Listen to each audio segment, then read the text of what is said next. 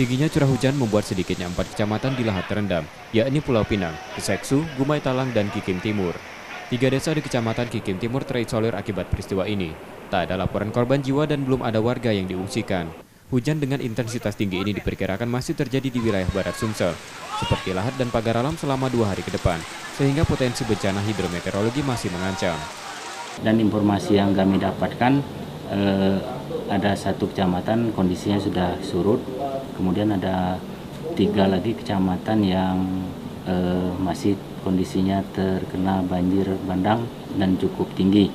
Tapi informasi juga kami sampaikan bahwa untuk kondisi kerusakan baru terdata ada 1 unit rumah yang roboh atau hanyut dan sisanya hanya tergenang.